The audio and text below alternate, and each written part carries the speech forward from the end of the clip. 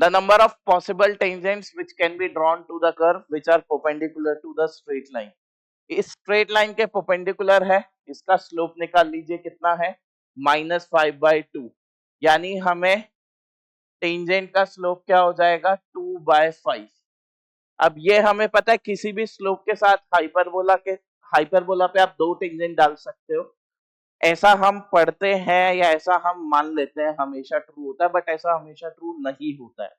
क्यों मैं ऐसी बात कर रहा हूं, क्योंकि अगर आप टेंजेंट के इक्वेशन लिखे स्लोप फॉर्म में, ऐसा कुछ बनता है y equal to M X plus minus A square M square minus B square. ठीक है, आप m के कुछ वैल्यू डालेंगे, दो टेंजेंट आएगी। बट अगर ये रूट वाला टर्म या रूट के अंदर निगेटिव आ गया किसी स्लोप की वैल्यू के लिए, ए बी और स्लोप का हमने कोई ऐसा कॉम्बिनेशन बनाया कि ये निगेटिव आ गया, तो क्या होगा, वो दोनों टेंजेंट इमेजिनरी यानी एक भी रियल टेंजेंट नहीं है, तो उस केस में आंसर 0 होगा। तो या तो 0 टेंजेंट पॉसिबल है या दो टेंजेंट पॉसिबल है। तो हमें ये चेक करना पड़ेगा यहाँ पे A square M square minus B square positive है या नेगेटिव। तो देख लीजिए, हाइपरबोला को स्टैंडर्ड फॉर्म में कन्वर्ट करेंगे तो ये बन रहा है X square by 9 minus Y square by 4 equal to 1। तो यहां से A square M square minus B square की वैल्यू चेक करना है। ए स्क्वायर तो हो जाएगा 9, एम स्क्वायर दैट इज 2/5 का square 4/25 minus B square is 4।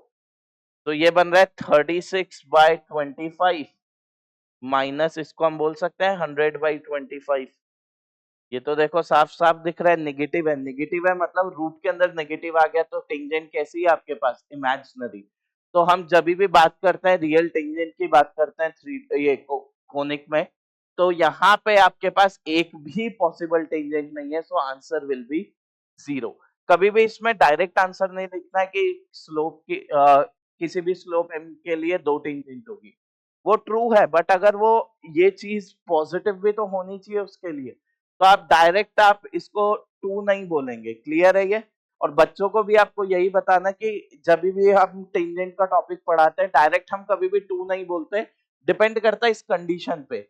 A square M square अगर बी स्क्वायर के इक्वल हो गया तो y equal to M X नहीं होगी। अगर ये पॉजिटिव है तो दो अलग अलग रियल टेंजेंट होगी, और A square M square minus B square negative हो गया तो 0 रियल टेंजेंट।